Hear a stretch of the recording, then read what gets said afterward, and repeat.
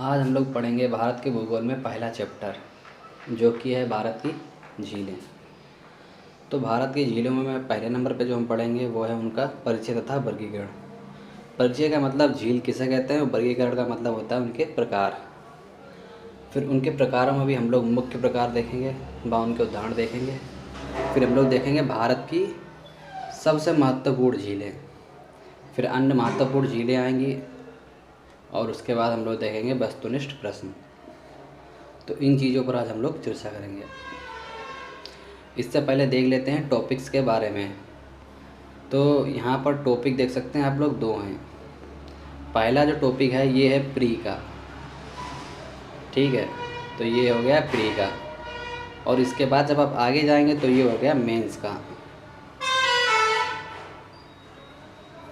तो देखिए आप लोग यहाँ पर देख रहे होंगे, तो झीलें प्री में भी हैं और मेंस में भी हैं। तो इस प्रकार से ये बहुत ही महत्वपूर्ण चैप्टर है और इसे अच्छे से सीखना बहुत ही ज़रूरी है। अब देखते हैं इनके आगे क्या है। तो अब हम लोग पहले पे बात करेंगे जो है परिचय तथा वर्गीकरण। तो झील किसे कहते हैं? तो झील भूतल पर स्थित एक ऐसी विशाल सतही जलराशि जो चारों ओर से स्थल से घिरी हुई हो। तो कहने का मतलब ये है कि ये एक कोई राशि है। मान लीजिए कोई गड्ढा है, बहुत ही विशाल गड्ढा, उसमें पानी भर गया है, ठीक है, और उसके चारों तरफ क्या है? उसके चारों तरफ भूमि है। तो यहाँ पर जो जलराशि होगी, ठीक है, यहाँ पर जो वाटर होगा उसे हम लोग क्या कहेंगे? झील कहेंगे। वो भी तब जब थोड़ा विशाल होगा। अगर बिल्कुल छोटा था तो हम लोग उसको तालाब बोल देते हैं, लेकिन तालाब नहीं, एक विशाल जलराशि, ठीक है, जैसा कि यहाँ पर लिखा है। अगर छोटी जलराशि होगी तो क्या हो जाएगा? तालाब हो जाएगा। लेकिन एक विशाल जलराशि एक बहुत ही बड़ा भूखंड, या हम कह सकते हैं ऐसी निचली सतह जहाँ पर पानी भरा हुआ है। अच्छा, नदी और झील में क्या फ़र्क होता है कि नदी में हमेशा प्रवाह जारी रहता है, यहाँ से पानी आता है वहाँ निकल जाता है। लेकिन सबसे अगर पूछा जाए विशेष क्या है इसकी विशेषता, तो वो ये होती है कि ये हमेशा स्थायित्व रहती है, इसमें किसी प्रकार का कोई बहाव नहीं होता है। अब देखते हैं झीलों का वर्गीकरण। तो झीलों का वर्गीकरण हम दो चीज़ों के आधार पर कर सकते हैं। तो देखिए, पहला तो इनका हो गया उत्पत्ति के आधार पर, और दूसरा हो गया इनका जल की प्रकृति के आधार पर। तो पहले देख लेते हैं जल की प्रकृति के आधार पर। तो इसमें दो आती हैं, एक हो गई मीठे पानी की झील और दूसरी हो गई खारे पानी की झील। मीठे पानी की झील और खारे पानी की झीलों में ज़्यादातर ये अंतर होता है कि ये जो झीलें होती हैं ये ज़्यादातर प्रायद्वीपीय भारत में पाई जाती हैं। मतलब मीठे पानी की झीलें जो हैं ये ज़्यादातर हिमालय क्षेत्र में पाई जाती हैं, और ये खारे पानी की झीलें जो होती हैं ये ज़्यादातर प्रायद्वीपीय भारत में पाई जाती हैं। यानी ये हो जाती हैं ज़्यादातर दक्षिण भारत में पाई जाने वाली, ठीक है, जिसे हम लोग साउथ बोलते हैं, और ये हो जाता है नॉर्थ यानी उत्तर भाग में। तो भारत के उत्तर में अधिकांश जो झीलें होती हैं वो मीठी होती हैं, और जबकि जब हम लोग साउथ में जाते हैं, दक्षिण में जाते हैं, तो वहाँ पर जो क्या होता है, वहाँ पर खारे पानी की झीलें होती हैं। तो उसका रीज़न क्या होता है? उसका रीज़न ये होता है कि उत्तर भारत में जैसे हिमालय की हो गई, ठीक है, या हम लोग कहें उत्तर प्रदेश की हो गई, हिमाचल प्रदेश की हो गई, उत्तराखंड की हो गई, तो उनका मीठे पानी का जो सोर्स होता है, जैसे बुलर लेक हो गई, ठीक है, ये किसकी लेक है? ये लेक जो है जम्मू कश्मीर की है, लेकिन ये मीठे पानी की सबसे बड़ी झील है भारत की। तो उसका रीज़न ये होता है कि यहाँ की जो मीठे पानी की जो झीलें होती हैं ज़्यादातर ये हिमालय से बनती हैं, यानी कि जो बर्फ़ पड़ती है वो पिघल कर ज़्यादातर जो होती है, पानी बहाव होता है, उसी के आधार पर जहाँ पानी ठहर जाता है तो वहाँ पे क्या होता है? झील का निर्माण। और जबकि खारे पानी की झीलें होती हैं ज़्यादातर ये समुद्री तटों के किनारे ज़्यादातर मिलती हैं, और ख़ास करके प्रायद्वीपीय भारत में ये बहुत ही अधिक संख्या में। अब देख लेते हैं उत्पत्ति के आधार पर। तो पहली है कृत्रिम झील। कृत्रिम किसे कहते हैं? जो मानव निर्मित होती है। और मानव निर्मित कैसे होती है? जैसे कि यहाँ पर कोई नदी जा रही है और हमें पता है कि यहाँ पर इसकी आवश्यकता नहीं है, इसकी आवश्यकता यहाँ पर है, तो हमने एक डैम बना दिया यहाँ पर, और डैम बनाने के बाद हमने नदी का रुख इस साइड मोड़ दिया। तो नदी फिर क्या करेगी? यहाँ से सीधे नहीं जाएगी, फिर नदी यहाँ से नीचे की तरफ आ जाएगी।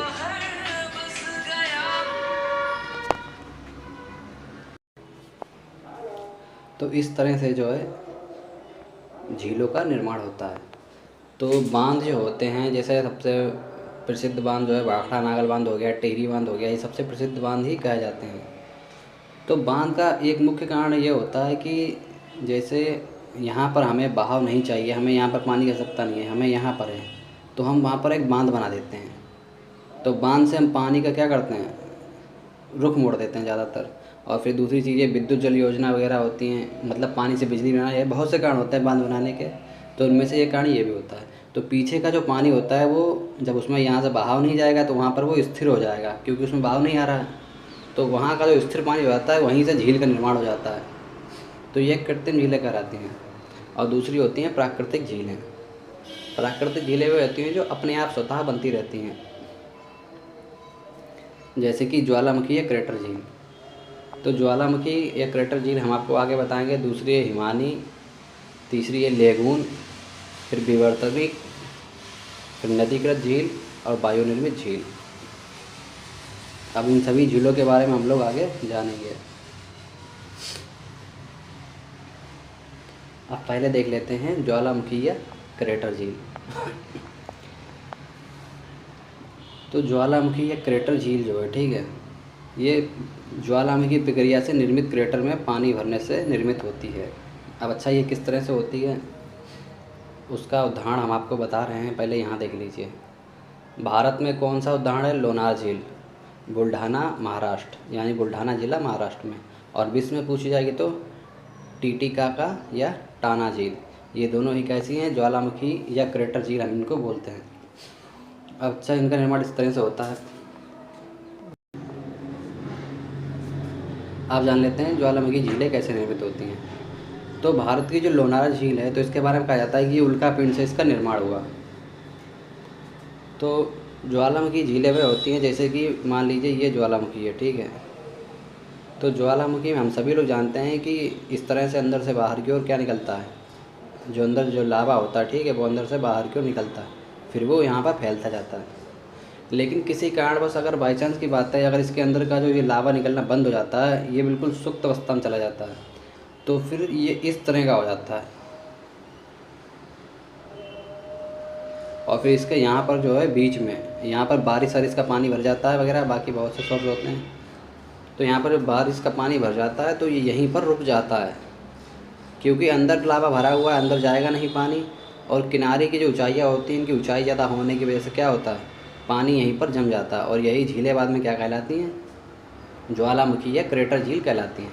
तो ये ऊंचा जो हिस्सा होता है ये क्रेटर कहलाता है, इसीलिए इसे क्रेटर झील भी कहते हैं। अब देखते हैं अगली झील। हाँ, देखिए कि यहाँ से आप लोग फ़ोटो में देख सकते हैं। तो ये है लोनार महाराष्ट्र में, और ये देख सकते हैं कि नीचे से लावा जा रहा है ऊपर, यहाँ से निकल रहा है जगह जगह से। फिर क्या हुआ, लावा जो है यहाँ से और तेज़ी से निकला, फिर किसी कारणवश लावा जो है निकलना बंद हो गया, धीमा धीमा होते होते बिल्कुल ही बंद हो जाता है। और फिर क्या होता है, यहाँ पर जो है बारिश का पानी भर जाता है, और यहीं पर क्या होता है, क्रेटर यानी जो ज्वालामुखी झील का निर्माण होता है। अब देखते हैं लेगून झीलें। लेगून झीलें, इनकी परिभाषा यानी डेफिनेशन देखते हैं। सागर या महासागर के किनारे एक ऐसी जल राशि जो किसी स्थलीय अवरोध द्वारा सागर या महासागर के जल से पूर्णतः या अंशतः अलग होती है, लेगून झील कहलाती है। अच्छा, लेगून झीलें भी दो प्रकार की बनती हैं। दो प्रकार किस तरह की, तो देखिए आप लोग देख रहे हैं ये क्या है, ये सब भूमि है यानी कि ज़मीन। और यहाँ पर देख रहे हैं इसके अंदर क्या है, तो इसके अंदर जो है पानी भरा हुआ है। तो देखिए दो तरह से, किस तरह से बनती है, जैसे मान लीजिए यहाँ पर गड्ढा है कोई, ठीक है, यहाँ पर मान लीजिए ये एक गड्ढा है, और हुआ ये कि अचानक से सुनामी आई या बाई चांस की बात है, इसका पानी किसी कारणवश लहरों के साथ ऊपर उठा और यहाँ आया, तो इसका पानी यहाँ लहरों के साथ उठकर आएगा, अगर गड्ढा होगा तो उसमें भर जाएगा। तो इस तरह से भी इसका एक निर्माण होता है गड्ढों से लेगून झील का। और इसकी सबसे बड़ी झील कौन सी है भारत में, चिल्का झील। और दूसरा इसका जो तरीका होता है कि यहाँ से जो मिट्टी के जो अवसाद होते हैं, ठीक है, तो वो धीरे धीरे पानी के साथ जब लहरें उठती हैं तो पानी के साथ वो आगे बढ़ते चले जाते हैं, आगे बढ़ते जाते जाते धीरे से यहाँ से इकट्ठे हो जाते हैं, और जब यहाँ एक इकट्ठा होता है, फिर पीछे से आता है दूसरा इकट्ठा होता है, फिर तीसरा इकट्ठा होता है, इसी तरह से ये क्या होता है, ये ऊपर की तरफ जो है उठना स्टार्ट कर देते हैं। तो ऊपर की तरफ उठना स्टार्ट कर देते हैं, तो जो पानी का जो यहाँ तक भरा हुआ था, लेकिन यहाँ तक अवसाद आ गए हैं। तो अवसाद होने की वजह से यहाँ पर अवसाद यानी मिट्टी के कण और मिट्टी में जो चीज़ें मिली होती हैं उन्हें ही अवसाद कहते हैं। तो ये उठते हुए धीरे धीरे करके क्या करते हैं, दीवार टाइप का निर्माण कर देते हैं, जिससे कि यहाँ का पानी यहाँ ही रह जाता है और ये महासागर से अलग हो जाता है। और यही इसमें कहा गया है कि ऐसी जलराशि जो किसी स्थलीय अवरोध द्वारा, स्थलीय अवरोध का मतलब है अवसादों के द्वारा पूर्णतः या अंशतः अलग होती है, लेगून झील कहलाती है। जैसे कि उदाहरण के तौर पर चिल्का झील, पुलिकट झील, बेमबाड़ झील। जैसे चिल्का झील सबसे बड़ी है, बेमबाड़ सबसे भारत की लंबी है, ठीक है। अष्टमुदी झील, कली बेली, तो ये सभी क्या हैं, यहाँ के उदाहरण हैं। और केरल की लेगून झील। अब हम लोग लेगून का मतलब क्या है, देखिए लेगून को केरल में कयाल कहा जाता है, ठीक है। जैसे कि यहाँ पर आप देख रहे हैं अष्टमुदी, ये भी क्या है, ये केरल की तो है, लेकिन केरल को जो है, केरल में लेगून को कयाल कहा जाता है। ये पूछ लेता है कभी कभी कि केरल में लेगून को क्या कहा जाता है, तो कयाल कहा जाता है। अब जानते हैं नदीकृत झीलें। तो नदीकृत जो है झीलें वह होती हैं जो हिमालय से निकलती हैं ज़्यादातर, या किसी नदी के कारण बनती हैं, तो वह झीलें नदी झीलें कहलाती हैं। ज़्यादातर नदी झीलों का निर्माण जो है उत्तरी भारत में हुआ है, क्योंकि उत्तरी भारत में अधिकतर जैसे यमुना हो गई, सिंध नदी हो गई, गंगा नदी हो गई, ब्रह्मपुत्र हो गई, तो ये सभी क्या है, ये पहाड़ों से ही निकलती हैं। और पहाड़ों में बर्फ़ के कारण ही सबसे ज़्यादा नदियाँ बहती हैं, तो यही कारण होता है। लेकिन ये नवीन नदियाँ होती हैं। अगर प्राचीन नदियाँ पूछी जाएंगी तो प्रायद्वीपीय नदियाँ ही होंगी, जो कि हिमालय के निर्माण से भी पहले बनी हुई हैं। तो अच्छा, नदियों के अपर्दन निक्षेपण से निर्मित होती हैं। और गोखुर झीलें, इनमें किस तरह की नदियाँ होती हैं, तो इनमें नदियाँ जो होती हैं उनमें गोखुर टाइप के बनते हैं, गोखुर और डेल्टाई। तो जान लेते हैं गोखुर क्या कहलाता है। नदी विसर्पों की मुख्य धारा से कटने के कारण निर्मित होती है, निर्मित झील, ठीक है। अब देख लेते हैं एग्जाम्पल के तौर पर। मान लीजिए यहाँ से ये नदी जा रही है सांप के आकार की, ठीक है, सांप के आकार की नदी जा रही है। ये कहीं पे घूम गई, एक जगह या दो जगह घूम जाती है, कभी कभी कई बार तो बहुत जगह घूम जाती है। मान लीजिए कि ये एक जगह अच्छे से घूमी है, ये नदी आ रही है और यहाँ पर इसने ज़ोरदार घुमा दिया अपना, और ये आगे जा रही है। तो देखिए होता ये है कि नदी जहाँ से आती है, ठीक है, तो वहाँ से क्या आती है, वेग से आती है। ज़्यादातर नदियों में यही होता है कि जहाँ से निकलती है वहाँ से अच्छी स्पीड होती है, लेकिन जब तक मिलती हैं तब तक ये बहुत ही मंद हो जाती हैं। जैसे अपनी गंगा हो गई, और भी बहुत सी जितनी हिमालय नदियाँ हैं वो ऐसा ही करती हैं। तो उनसे ये होता है कि जब ये स्पीड से चलती हैं तो इनका वेग आगे की तरफ लगता है, इन पर बल जो है आगे की तरफ लगता है। फिर धीरे धीरे करके ये क्या होती हैं, ये यहाँ से यहाँ पर सीधे अपना मोड़ ले लेती हैं। और जबकि यहाँ का इनका मोड़ क्या हो जाता है, यहाँ से मोड़ इनका ख़त्म हो जाता है। और फिर ये लेगून जो है, ये लेगून फिर कुछ इस तरह का बन जाता है, क्योंकि नीचे से यहाँ का जो कनेक्शन है ये टूट जाता है। क्योंकि नदियों का बहाव तेज होता है, इस वजह से क्या होती हैं, ये मुड़ने की अपेक्षा सीधे की तरफ ज़्यादा बढ़ती हैं। यहाँ से अवसाद हटते जाते हैं, इधर उधर हो जाते हैं, और ये नदियाँ घूमने की जगह यहाँ से सीधी निकल जाती है। और उसी तरह से ये गाय के खुर के आकार की झील बन जाती है, जिसे हम लोग क्या कहते हैं, गोखुर झील या ऑक्सबो लेक। तो गोखुर झीलों का निर्माण यही होता है कि जब नदियाँ यूँ घूम जाती हैं कहीं पर, उसके बाद जब बढ़ती हैं तो सीधे नदियाँ अपने प्रवाह की वजह से आगे निकल जाती हैं कभी कभी, और जिससे क्या होता है, यहाँ पर गाय के खुर के आकार की झील बन जाती है। क्योंकि यहाँ से कनेक्शन कट जाने के बाद, जब यहाँ से कनेक्शन कट जाता है तो नदियों में जो यहाँ का जो हिस्सा होता है ये स्थायित्व हो जाता है, क्योंकि इसमें यहाँ से नदी आ ही नहीं रही है। अगर यहाँ से आएगी तो यहाँ पर बल लगेगा, फिर ये पानी आगे की तरफ बढ़ेगा, तो इसमें बल ख़त्म हो जाता है, ये स्थायित्व हो जाती है, यहाँ का पानी ठहर जाता है। इसी से क्या होता है, गोखुर झील का निर्माण होता है। और अब जान लेते हैं डेल्टाई क्षेत्र। तो डेल्टाई क्षेत्र में डेल्टा झील का निर्माण होता है। डेल्टाई क्षेत्र क्या होता है, देखिए जैसे ये हिमालय है मान लीजिए, ठीक है, ये हिमालय है। तो हिमालय से क्या होता है, गंगा नदी जब ऊपर से निकलती है, जब किलोमीटर ऊपर की ऊंचाई से नीचे आती है तो इसका वेग बहुत ही ज़्यादा होता है, लेकिन फिर समतल ज़मीन पे थोड़ी होता है, फिर होते ये लास्ट में जब पहुंचती है तब इसका वेग बिल्कुल, मतलब इसमें बल लगना कम हो जाता है, बिल्कुल कम हो जाता है। और जब बल कम होगा तो इतना अवसाद नहीं हो पाएगा, इतना अच्छा निक्षेपण नहीं हो पाएगा। तो फिर यहाँ पर क्या होता है, बहुत ही इसकी गति मंद हो जाती है। तो कई एक धारा यहाँ निकल गई, कोई एक धारा यहाँ निकल गई, फिर एक धारा यहाँ निकल गई, फिर एक धारा यहाँ निकल गई। तो बीच में क्या होती है, भूमि होती है इनके, मतलब धारा डेल्टा में बिल्कुल बढ़ जाती है। तो यहाँ पर जगह जगह पर क्या हो जाता है, पानी भर जाता है। तो उन्हें हम लोग डेल्टाई झील कहते हैं। जैसे कि कोलेरू आंध्र प्रदेश, कृष्णा गोदावरी डेल्टा। तो डेल्टाई झील वही होती हैं जो बिल्कुल जिनकी स्पीड जब नदियों की मंद हो जाती है और पानी कई धारा में बढ़ जाता है और किसी एक जगह स्थापित हो जाता है, तो वहाँ पर ही क्या होता है, डेल्टा झील का निर्माण होता है। और ये मीठे पानी की झीलें होती हैं, क्योंकि डेल्टा तो हमारे यहाँ सुंदरबन में ही बनता है, और भी जगह बनता है, जैसे कृष्णा की भी बनाती हैं गोदावरी नदियाँ। लेकिन प्रसिद्ध डेल्टा जो है भारत का सबसे, वो कौन सा है और सबसे बड़ा डेल्टा, तो वो सुंदरबन का डेल्टा है पश्चिम बंगाल में। अब ये देख लीजिए गोखुर का, जैसे मैंने आपको सिखाया कि ये नदी जा रही है यहाँ पे, और यहाँ पर घूमने की जगह धीरे धीरे करके यहाँ पर क्या होता है, इनके बीच की दूरी क्या हो गई, प्रवाह अधिक था, तो घूमने की जगह सीधे कट जाती है धीरे करके। तो यहाँ से जो है इनका निक्षेपण होते होते यहाँ पे क्या हो जाती है, मिल जाती है। और फिर यहाँ पे जब मिल जाती है तो फिर इनका जो वाटर फ्लो होता है वो सीधे यहाँ से पहले यहाँ जाता है, फिर जब निक्षेपण अधिक होने लगता है तो यहाँ क्या हो जाता है, यहाँ का जो अवसाद होते हैं यहाँ लग जाते हैं। फिर नदी सीधे यहाँ से घूमती नहीं है, सीधे यहाँ से यहाँ आ जाती है। तो इसका जो ऊपर का जो हिस्सा बचता है वो आगे ये इस टाइप का दिखता है। तो इसे ही हम लोग ओक्सबो या गोखुर लेक कहते हैं, गोखुर झील कहते हैं।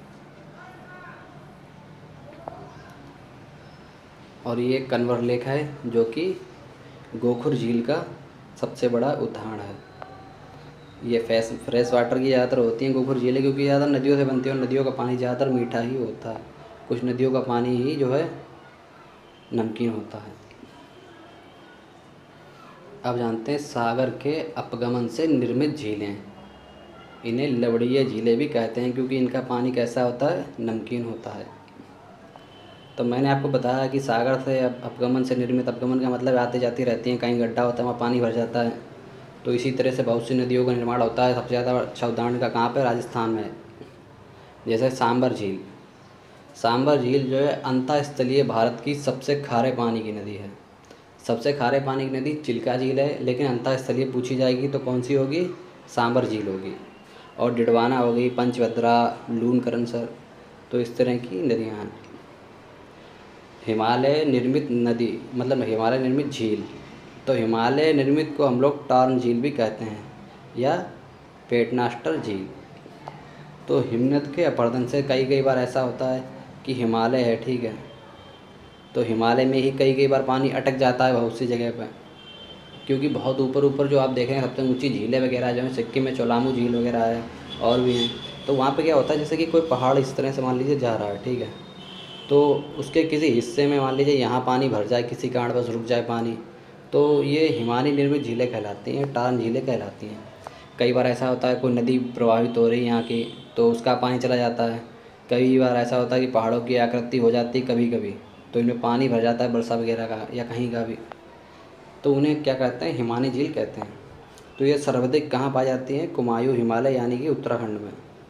और नैनीताल, भीमताल, सातताल, रूपकुंड, कंकाल ताल, ये रूपकुंड का ही नाम है। यहाँ से लगभग 600 कंकाल मिले थे मानव के, और इसीलिए इसे रहस्यमयी झील भी कहते हैं।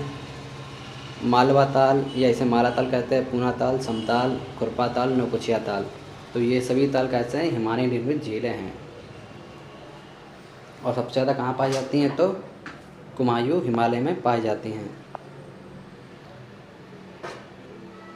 अब देखते हैं आगे। ये हैं विवर्तनिक झील। अब पूछा जाए कि विवर्तनिक झील किसे कहते हैं, तो विवर्तनिक झीलें वह होती हैं, जैसे कि आप देख रहे हैं इस चित्र में, ये चित्र है, तो इस चित्र में ये होता है कि आप देख रहे हैं कि एक हिस्सा नीचे की तरफ आ रहा है और बाकी के हिस्से क्या हो रहे हैं, ऊपर की तरफ जो है, ठीक है। तो इनका निर्माण जो होता है, जैसे भ्रंश नदियाँ जो हैं सबसे प्राचीन नदियाँ मानी जाती हैं, और भ्रंश झीलें भी होती हैं वो भी सबसे प्राचीन होती हैं, और इनका भ्रंशन बलन आदि से निर्मित होती हैं, इन्हीं से इनका निर्माण होता है। जैसे कि वुलर झील, तो कहा जाता है कि वुलर झील जो है ये भी एक भ्रंश है, भ्रंश का मतलब ये होता है, और विवर्तनिक झील का मतलब ये होता है कि दो, मान लीजिए प्लेटें जा रही हैं, किसी कारणवश भूकंप आ गया तो यहाँ की कमज़ोर सतह थी, तो उसने क्या किया, कमज़ोर सतह होगी तो टूट जाएगी, और टूटने के बाद क्या होगी, प्लेट नीचे खिसक जाएगी। जैसे आप लोग देखते हैं कहीं कहीं भूस्खलन हो गया, मतलब ज़मीन नीचे चली जाती है जब भूकंप आता है, तो वो ऐसा ही होता है कि कहीं कहीं ज़मीन की प्लेटें होती हैं कमज़ोर होती हैं, जब उन पर भूकंप आता है, तरंगे जब अच्छे रूप में प्रवाहित होती हैं, जब अपने वेग से चलती हैं, तो उनके झटकों से क्या होता है, जो भूखंड होता है वो नीचे धंस जाता है, और वहाँ पर क्या होता है, गड्ढे का निर्माण हो जाता है, और गड्ढे में जब पानी भर जाता है तो वही क्या कहलाती हैं, विवर्तनिक झील कहलाती हैं। तो ये जो है भ्रंश घाटी की, मतलब भ्रंश झील भी कहलाएंगी, क्योंकि भ्रंश भी इसी तरह से होता है, ये और ये एक ही है, इसी चीज़ को भ्रंश कहा जाता है। जब किसी जगह की प्लेट जो नीचे खिसक जाती है तो उसे भ्रंश कहा जाता है। अगर यहाँ पानी नहीं भरा होता तो भ्रंश घाटी हो जाती है, जहाँ पर मानव रहने लगते हैं। और जान लेते हैं कृत्रिम झील। कृत्रिम झील होती है मानव निर्मित झील। यह डैम के पास बनाए जाते हैं। उदाहरण के लिए उकई, गोविंद सागर झील एवं कोकाईनाल झील, ये तमिलनाडु में है, और भी बहुत सी झीलें हैं। प्लेटों के खिसकने वगैरह से, भूकंप आने से, उन्हीं से इनका निर्माण होता है, जो विवर्तनिक झीलें होती हैं। अब देख लेते हैं भारत की सबसे महत्वपूर्ण झीलें। तो सबसे महत्वपूर्ण झीलों में है वुलर झील, मीठे पानी की सबसे बड़ी झील। तो ये कहाँ पर है, जम्मू कश्मीर में। दूसरी है सांबर झील। अच्छा, ये सबसे मीठी हो गई, और सबसे खारी पूछी जाएगी तो कौन सी होगी, चिल्का झील।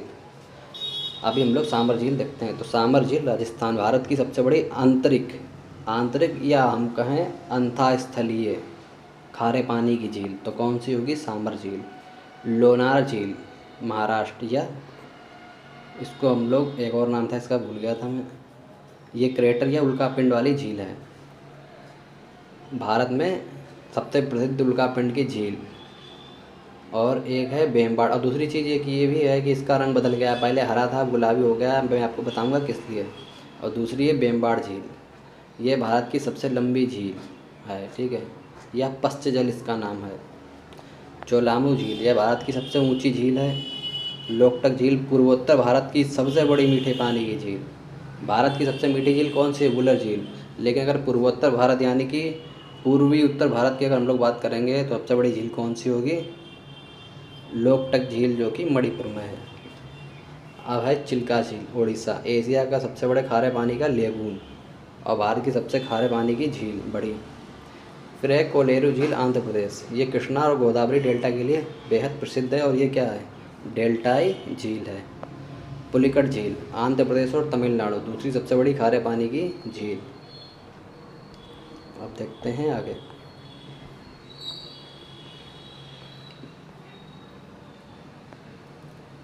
तो ये कुछ प्रश्न हैं कि मीठे पानी की सबसे बड़ी झील वुलर, जम्मू कश्मीर। भारत की सबसे बड़ी लेगून झील, चिल्का झील। भारत की सबसे बड़ी खारे पानी की झील, चिल्का झील। भारत की सबसे बड़ी आंतरिक खारे पानी की झील, सांबर झील, राजस्थान। भारत की सबसे ऊंची झील तसोलहामो झील या चोलामू झील, सिक्किम। भारत की सबसे ऊंची नौकागम्य झील। नौकागम्य का मतलब ऐसी जहाँ पर नौका यानी कि नाव चलती हो, तो वो कौन सी है, डल झील। दूसरी चीज़ ये है, डल के अन्य नाम भी हैं, जैसे श्रीनगर का गहना हो गया, या श्रीनगर का ताज हम लोग कहें, या कश्मीर का ताज कभी लिख के आता है, इस तरह से। तो इसके अन्य नाम भी हैं। भारत की सबसे गहरी झील, तो वो है मानसवल झील, जम्मू कश्मीर। पूर्वोत्तर भारत की सबसे बड़ी झील, तो वो है लोकटक, और सबसे बड़ी मीठे पानी की झील भी लोकटक ही झील है। भारत की सबसे बड़ी क्रेटर झील, तो वो है लोनार, महाराष्ट्र। झीलों का देश फिनलैंड। झीलों की नगरी उदयपुर, राजस्थान, क्योंकि राजस्थान में बहुत सी झीलें हैं और प्रसिद्ध झीलें हैं। आप जान लेते हैं चिल्का झील के बारे में। तो चिल्का झील जो है पुरी, गंजम, खुर्दा, उत्तरी सरकार तट, ओडिशा। तो हम लोग जानते हैं पुरी क्या है, जगन्नाथ पुरी के लिए वहाँ पे मंदिर है, पुरी इसीलिए क्या है, फेमस है, गंजम और खुर्दा के पास। और वहाँ का जो तट होता है, ठीक है, जैसे यहाँ पर हम लोग देख रहे हैं कि ये जो तट जा रहे हैं, ठीक है, तो ये उत्तरी सरकार कहलाता है। एक मिनट यार, हेलो।